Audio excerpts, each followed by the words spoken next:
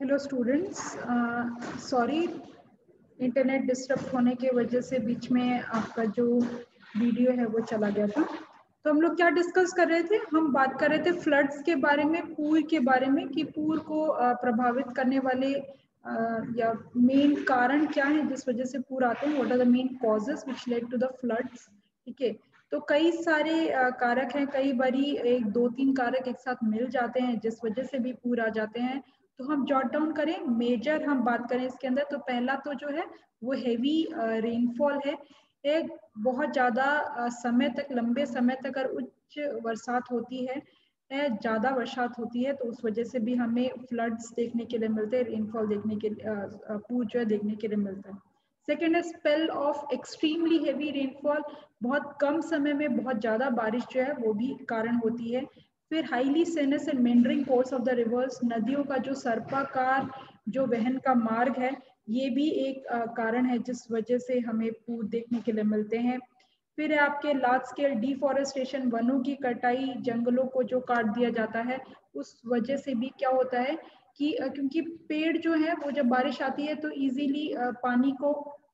सोखने का काम करते हैं, लेकिन जब आपको वनस्पति रहित अगर कोई जमीन होती है, भूमि अगर होती है, तो पानी वहां पे इजीली अवशोषित नहीं होता है और वो आगे बह करके चला जाता है और उसके वजह से भी फ्लड का सिचुएशन जनरेट हो जाता है। फिर है फॉल्टी एग्रीकल्चर प्रैक्टिस, खेती जो कि पूर के जो मैदान है यानी कि नदी के आजू बाजू के जो क्षेत्र है वहां पे जो खेती का कार्य किया जाता है, उसके वजह से भी पूर आ जाते हैं। Blocking of natural flow of water, ये सबसे इंपॉर्टेंट है। कुदरती जो पानी के बहाव का जो क्षेत्र है उसको अगर आप किसी तरीके से अगर हमने ब्लॉक कर दिया तो उस वजह से भी पूर आ जाते हैं। जैसा कि चेन्नई के अंदर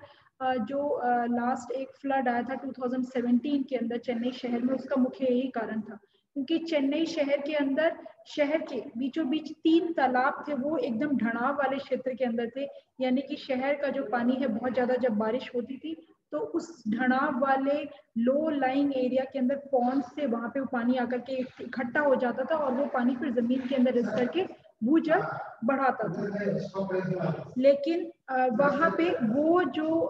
ढनाव वाले जो लो लाइंग एरियाज हैं, उस लो लाइंग एरियाज का कॉन्क्रीटाइजेशन हो गया, वहां पे बिल्डिंग्स बना दिए गए, जिस वजह से जो है वहां पे पूर हमें देखने के लिए मिले। उसके अलावा अर्बन एरियाज के अंदर शहरीकरण जो है, कॉन्क्रीटाइजेशन जो है, ये भी मेजर हमें रीजन देखने के लिए मिलता है। हैवी रेनफॉल का, लंबे समय तक बारिश का कहते हैं होना ज्यादातर सामान्यतः है। जो भी उत्तर भारत की जो नदियां हैं उनके अंदर पूर की जो स्थिति आती है, फ्लड्स जो आते हैं, जो कि आपको मॉनसून सीजन के अंदर देखने के लिए मिलते हैं। मॉनसून के 4 जो महीने हैं, खास करके जून से लेकर सितंबर वाला जो टाइम है, इस टाइम पे हमें यहाँ पे बारिश देखने के लिए मिलती है। वहीं पे सवाना आबो हवा की स्थिति जहाँ पे होती है, सवाना क्लाइमेटिक सिचुएशन जहाँ पे होती है, वहां पे भी वेट समर मंथ्स में हमें पूर देखने के लिए मिलते हैं। मेडिटेरियन क्लाइमेट जो होते हैं, भूमध्य रेखीय आबो हवा के क्षेत्रों की अगर हम बात करें, तो वहां पे विंटर्स के अंदर, शाड़े के अंदर, क्योंकि वहां पे बारिश होती है, इसलिए शाड़े के अंदर हमें पूर का जो प्रभाव है वो देखने के लिए मिलता है। तो यहाँ पे मुख्य जो कारण है वो नदियों के द्वारा पानी ले जाने की जो क्षमता है, वाटर का वॉल्यूम, कैपेसिटी ऑफ जो रिवर है, ठीक है, उससे ज्यादा अगर पानी आ जाता है बारिश ज्यादा होने की वजह से, तो इस वजह से फ्लड्स आते हैं। जैसे कि सामान्यतः उत्तर भारत की नदियों के अंदर आपको दामोदर नदी के अंदर, जैसा कि पश्चिम बंगाल में 1978 के अंदर देखने के लिए मिला, और जनरली जो कोसी नदी है, कोसी नदी के अंदर ऑलमोस्ट हर साल हमें देखने के लिए मिलता है। ऐसे ही अगर हम बात करें आपके यमुना और गंगा नदी के सहायक अन्य और नदियों के अंदर भी हमें इस प्रकार का देखने के लिए मिलता है। इसके अलावा एक बहुत इंपॉर्टेंट था आपका डैम्स जो होते हैं, रिजर्वॉयर्स जो होते हैं, वहां पे भी आपको उनके वजह से भी बाढ़ हमें देखने के लिए मिलते हैं। जैसे कि Panchet dam, Maithon dam, Konar dam, Tilaiya dam जो है, जो कि दामोदर वैली कॉर्पोरेशन के तहत बनाए गए हैं, तो वो भी एक मुख्य कारण है बाढ़ आने की। क्यों? क्योंकि क्या होता है कि ये जो डैम्स है, ये जो बांध है, इनके अंदर पानी को इकट्ठा किया जाता है बिजली, या तो बिजली उत्पादन के लिए या फिर सिंचाई के लिए अन्य दूसरे क्षेत्रों को पानी मुहैया करवाया जाता है। लेकिन इनके अंदर कितना पानी का स्टोरेज करना है, कितने पानी का संग्रह ग्रहण करना है वो किस तरीके की उस क्षेत्र के अंदर बारिश होने वाली है उसके साथ कंसेक्यूटिव नहीं होता है। जैसे कि एक साल है, एक मॉनसून का सीजन है जिसमें आपकी शुरुआत में जो बारिश है वो कम होने वाली है, यानी कि जुलाई के महीने में कम होने वाली है और हम देखते हैं कि सितंबर के महीने में ज्यादा बारिश होने वाली है। लेकिन जो डैम के रिजर्वॉयर के जो मैनेजमेंट कर रहे हैं, उसका जो व्यवस्थापन कर रहे हैं, वो लोग शुरू में ही जब बारिश आती है उसको पूरा भर लेते हैं। और हैवी रेनफॉल जो हुआ है, ज्यादा जो बारिश है सितंबर के माह में अगर होती है तो उनको एक साथ बहुत ज्यादा क्वांटिटी के अंदर, बहुत ज्यादा मात्रा के अंदर, क्योंकि डैम्स बहुत बड़े होते हैं, बहुत ज्यादा मात्रा के अंदर पानी छोड़ना पड़ता है, जिसके चांसेस होते हैं कि उसके ऊपर बने हुए कोई छोटे ब्रिजेस वगैरह जो है वो टूट सकते हैं और आजू बाजू के जो क्षेत्र है वहां पे पानी एक साथ बहुत ज्यादा मात्रा के अंदर जा सकता है। जैसा कि आप कॉमन जो है देखेंगे सिलवासा के अंदर भी, जब मॉनसून के आखिरी के जो महीने होते हैं, सितंबर के महीने में अगर ज्यादा बारिश होती है तो मधुबन डैम से पानी छोड़ा जाता है बहुत ज्यादा, और उसकी वार्निंग भी दी जाती है आजू बाजू के क्षेत्रों को, या उसके ऊपर जो बने हुए जो पुल है वहां पे लोगों को जाने के लिए उस टाइम पे मनाही होती है कि आप नहीं जा सकते हो। क्यों? क्योंकि बांध से इतना ज्यादा पानी छोड़ा जा रहा है कि नदी की जो पानी की उसका जो नदी का पानी संग्रह, उसको ले जाने की जो क्षमता है उससे ज्यादा अगर पानी होगा तो बहुत ही कहते हैं सिंपल चांसेस हैं कि वो उसकी वजह से आजू बाजू के जो क्षेत्र हैं वो जलमग्न हो जाए और वहां पे पूर की जो स्थिति है वो आपके हो जाए। तो ये एक रीजन आपको देखने के लिए मिलता है। फिर एक फ्लैश फ्लड जैसे जो सिचुएशन है देखने के लिए मिलते हैं, हेवी स्पेल ऑफ रेनफॉल देखने के लिए मिलता है। इस प्रकार के पूर आपको एरिड और सेमी एरिड एरियाज के अंदर देखने के लिए मिलेंगे, यानी कि शुष्क और अर्ध शुष्क जो क्षेत्र होते हैं जहाँ पे बारिश बहुत कम होती है। इस वजह से वहां पे पानी का प्रॉपर निकलने के लिए किसी प्रकार की कोई व्यवस्था नहीं की होती है, तो वहां पे आपको ऐसा देखने के लिए मिलता है। जैसा कि राजस्थान के अंदर ही एक बार हुआ, बाड़मेर राजस्थान का एक जिला है जहाँ पे बहुत कम बारिश होती है। एनुअल रेनफॉल जो वार्षिक बरसात है वो 30 सेंटीमीटर से भी कम बारिश होती है। तो वो और वहां पे बारिश जब होती है तो बहुत लंबे समय तक नहीं होती, बहुत कम समय में और बहुत कम मात्रा में बारिश देखने के लिए मिलती है। इस वजह से बहुत सारे वहां पे ऐसे घर हैं कि घरों के छत से पानी निकलने के लिए जो आउटलेट होता है वो ही नहीं बनाया गया है, या बना भी है तो बहुत सालों तक लगातार बारिश नहीं होती है तो उस आउटलेट के अंदर कुछ कचरा वगैरह जो है वो फंस जाए। ठीक है, और फिर अचानक वहां पे एक साथ इतनी बारिश हुई कि बहुत सारे घरों की जो छतें हैं वो गिर गई, ढह गई। तो इसका ये रीजन था कि एक बहुत ज्यादा पानी, बहुत ज्यादा बारिश जो है कम समय के अंदर जो हो गई, उस वजह से हमें ऐसी स्थिति देखने के लिए मिली। ऐसा ही आपको मुंबई के अंदर 2006 के अंदर देखने के लिए मिला। ऐसा ही गुजरात के अंदर सूरत जो है, सूरत के अंदर भी ऐसी स्थिति हमें देखने के लिए मिली कि यहाँ पे 2006 के अंदर जो बारिश हुई थी वो 200 साल में इतनी बारिश नहीं हुई थी, कि 200 साल बाद इतनी ज्यादा बारिश यहाँ पे हुई, जिस वजह से इसका जो प्रभाव है हमें यहाँ पे देखने के लिए मिला। फिर आपके है sinus and meandering courses of the river, नदियों का जो सर्पाकार जो प्रवाह का जो क्षेत्र होता है, उस वजह से भी पानी कई बारी जो मिट्टियां वगैरह आकर के इकट्ठी होती हैं उस वजह से पानी दूसरे और क्षेत्रों के अंदर फैल जाता है। फिर डिफॉरेस्टेशन, जनरली बस्ती जो है उसका प्रेशर इंक्रीज हो रहा है, बस्ती का दबाव बढ़ता जा रहा है, पॉपुलेशन प्रेशर इंक्रीज होता जा रहा है, जिस वजह से खास करके हिली एरियाज में, पहाड़ी क्षेत्रों की अगर हम बात करें तो डिफॉरेस्टेशन हमें देखने के लिए मिलता है। वहां पे जंगलों की जो कटाई है वो की जा रही है, और जिस वजह से वहां पे जब बारिश होती है तो बहुत इजीली लैंडस्लाइड्स आ जाते हैं, आपके भूमिपात हो जाते हैं, और साथ ही साथ पूर की जो स्थिति है हमें देखने के लिए मिलती है। साथ ही साथ कई क्षेत्रों के अंदर डिफॉरेस्टेशन जो है, वनों की कटाई एग्रीकल्चर पर्पज से भी किया गया है, वहाँ पे खेती करने के लिए किया गया, या कोई दूसरे और कमर्शियल पर्पज, कोई खनिज वगैरह के खनन के लिए या इंडस्ट्रीज फैक्ट्रीज के एस्टेब्लिश करने के लिए किया गया। तो उस वजह से ये जो पानी को जो जमीन जो शोषित कर सकती है, पानी उसके अंदर उसका इन्फिल्ट्रेशन हो सकता है, वो एरिया जो है वो कम हो जाता है। उस वजह से भी हमें वहां पे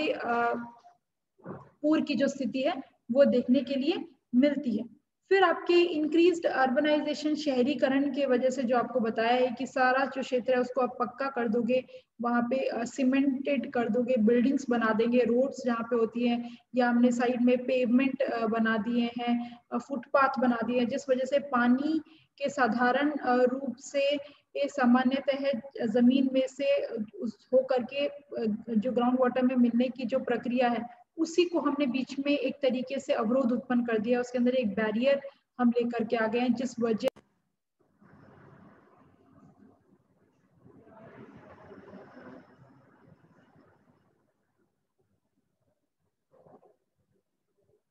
नेक्स्ट जो आता है वो है आपका फॉल्टी एग्रीकल्चर प्रैक्टिस। खेती की जो प्रक्रिया है उसके अंदर भी कुछ परिवर्तन होने की वजह से, जैसे खास करके वैली साइड स्लोप्स और एलुवियल रिवर प्लेन्स पे जो खेती की जाती है, यानी कि पहाड़ों के जो खीण के ढलाव वाले जो क्षेत्र हैं वहां पे खेती करना, साथ ही साथ नदियों के द्वारा जो बनाए जाने वाले जो पूर के मैदान हैं वहां पे जो खेती की जाती है, ये भी एक मुख्य कारण है कि जिस वजह से हमें यहाँ पे बाढ़ का जो कहते हैं प्रभाव है, पूर की जो स्थिति है, फ्लड्स जो है वो देखने के लिए मिलते हैं। जैसे कि खास करके अगर हम बात करें हिली एरियाज में, पहाड़ी क्षेत्रों में, तो वहाँ पे टेरेस फार्मिंग या कंटूर फार्मिंग हमें देखने के लिए मिलती है, और यहाँ पे रबी सीजन के अंदर खेती की जाती है। रबी सीजन जो विंटर सीजन के अंदर जो खेती करने वाला है, और विंटर सीजन की अगर हम बात करें, रबी सीजन की बात करें, तो इस टाइम पे ये हमारे पास कुदरती कोई इरिगेशन के लिए, सिंचाई के लिए पानी नहीं होता है, हमें आर्टिफिशियल सोर्सेज से इरिगेशन करनी पड़ती है। तो वो भी कहीं ना कहीं रिस्पॉन्सिबल है, क्योंकि वो वहाँ पे सॉइल को मॉइस्चर कर देता है और सॉइल को लूजन अप कर देता है, जिस वजह से हमें वहाँ पे इसका प्रभाव देखने के लिए मिलता है। तो खेती की वजह से भी, साथ ही साथ जो आपको नदी के किनारे जो रिवर ग्रेडियंट होते हैं, रिवर बैंक्स होते हैं, वो क्षेत्र खेती के लिए नहीं है, क्योंकि वहां पे अगली बारी अगर बारिश ज्यादा होगी तो उस क्षेत्र के अंदर पानी आएगा, वो पानी के बहने के लिए, लेकिन वहां पे भी अगर आप खेती कर देते हो तो उस वजह से भी आपको जो फ्लड्स हैं वो देखने के लिए मिलते हैं। फिर आप क्या आते हैं, blocking of natural flow of reverse. सामान्य जो नदियों का बहने का जो मार्ग है वो अगर अवरुद्ध हो जाए, उसके अवरुद्ध होने के कई कारण हो सकते हैं, जैसे कि अगर लैंडस्लाइड्स आ जाते हैं, भूमिपात हो जाता है, या कहीं पे अर्थक्वेक आ जाता है, भूकंप, धरती कंप आने की वजह से भी वो कहते हैं वहां पे कोई अवरोध उत्पन्न हो सकता है, या फिर मानव सर्जित कारण से एक भी कोई डैम वगैरह, कोई बांध वगैरह टूट जाए, उसके कहते हैं वो स्ट्रक्चर वहां पे आकर के इकट्ठा हो जाए, तो उस वजह से भी जो है उसका प्रभाव हमें देखने के लिए मिल सकता है। फिर नदियों के अंदर जो सिल्टेशन होता है, सामान्यतः जो पहाड़ों से वो मिट्टी लेकर के आ रहे हैं, वो मिट्टी जब नदियों के अंदर जमा हो जाती है, वो जो सेडिमेंट लोड रिवर्स के अंदर इकट्ठा हो जाता है, उससे नदी के अंदर पानी ले जाने की जो नदी की क्षमता है वो घट जाती है, वो रिड्यूस हो जाती है, जो उसके कारण भी हमें कई बारी जो है फ्लड्स देखने के लिए मिलते हैं। ऐसे ही नदियों के ऊपर जो ब्रिजेस बनाए जाते हैं या एम्बार्कमेंट्स, डाइक्स जो बनाए जाते हैं, उसके ऊपर बनाए जो पुल वगैरह बनाए जाते हैं, वो अगर कोई पुल टूट जाए और कहते हैं नदी का जो बहने का मार्ग है उसको वो अवरोध कर दे, तभी भी हमें ऐसी स्थिति जो है फ्लड्स की देखने के लिए मिलती है। अब हम बात करते हैं flood disaster in India. Bharat के अंदर जो पूर का प्रकोप है, इसकी हम बात करते हैं तो नॉर्दर्न पार्ट्स के अंदर, उत्तरी भारत के अंदर गंगा और इसकी सहायक नदियां, खास करके सबसे ज्यादा प्रभाव इसका उत्तर प्रदेश, बिहार और पश्चिम बंगाल में हमें देखने के लिए मिलता है। हम अगर उत्तर प्रदेश, बिहार, आंध्र प्रदेश, इन 3 राज्यों की अगर हम बात करें तो कुल देश का टोटल जो डैमेज होता है पूर के द्वारा, वो 62% जो है हमें यहाँ पे देखने के लिए मिलता है। ये हर स्टेट वाइज दिया गया है। सबसे ज्यादा हम देखेंगे बिहार में होता है, 23.9% तक नुकसान होता है पूर की वजह से, उत्तर प्रदेश में 23.8%, आंध्र प्रदेश में 15.4%, वेस्ट बंगाल में, पश्चिम बंगाल में 7%, गुजरात में 5.7%, उड़ीसा में 4.5%, राजस्थान में भी 4.5%, तमिलनाडु में 3.8%, हरियाणा में 3.2%, असम में 2.1%, पंजाब में 1.4% और मध्य प्रदेश में 1.3%। तो ये काफी इम्पोर्टेंट है। स्टेट वाइज टॉपिक के अंदर देख लेंगे कि कहाँ पे किसका जो नुकसान कौन से राज्यों को कितना ज्यादा हो रहा है।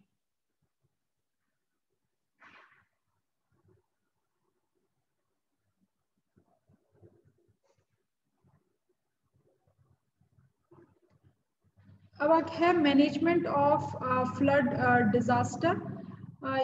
मैनेजमेंट ऑफ फ्लड डिजास्टर की अगर हम बात करें, किस तरीके से व्यवस्थापन किया जा सकता है जो प्रकोप है उसका, तो कुछ मेजर स्टेप्स उठाए जाने चाहिए जिसके अंदर आपके प्रिपरेशन है यानी कि पहले से तैयारी की जाए, मिटिगेशन जब आ जाता है पूर उसको कैसे कम किया जा सके, प्रिवेंशन उसके अंदर कैसे अटकाव किया जा सके, रेस्क्यू ऑपरेशन लोगों को कैसे बचाया जा सके, रिलीफ वर्क कैसे, और रिकवरी रिहेबिलिटेशन जो है, ये मेजर कुछ तरीके हैं जिसके द्वारा आप कर सकते हो, जिसमें कोई भी नदी का जो मार्ग है वो अवरुद्ध नहीं हो, नदी के किनारे के जो क्षेत्र हैं वहाँ पे खेती ना की जाए, जंगलों को कम से कम काटा जाए, डिफॉरेस्टेशन जैसी सिचुएशन ना आए। शहरों के अंदर अगर हम देखते हैं आजकल एक नई टाइप के पेवर ब्लॉक्स आ गए हैं, ठीक है, जिसके अंदर बीच में जगह होती है वहां पे घास भी उग सकती है, तो ऐसे पेवर बॉक्स अगर लगाते हैं तो उससे वाटर का इन्फिल्ट्रेशन होगा, कॉन्क्रीटाइजेशन की जो सिचुएशन है वो नहीं होगी, हम ज्यादा से ज्यादा मिट्टी का जो कटाव है, सॉइल इरोजन जो है उसको रोके, और साथ ही साथ जो बांध बनाए जा रहे हैं, बांधों के अंदर पानी कितना आएगा उसका सही तरीके से निस्तारण किया जाए, और नदियों के अंदर जो एक्स्ट्रा पानी आता है उसको हमें रिवर लिंकेज के द्वारा एक नदी को दूसरे ऐसे क्षेत्र के अंदर पहुंचाना जहाँ पे पानी की कमी है, तो इसके द्वारा भी हम पूर को रिड्यूस कर सकते हैं इसके। और साथ ही साथ अगर हम चेक डैम्स बना देते हैं, एम्बार्कमेंट्स, डाइक्स बनाते हैं, तो इससे भी पूर का जो प्रभाव है, बाढ़ों का जो प्रभाव है वो कम किया जा सकता है। तो ये मेजर कुछ मैनेजमेंट करके हम पूर को कंट्रोल कर सकते हैं। कई सारे इसके द्वारा गवर्नमेंट से आपके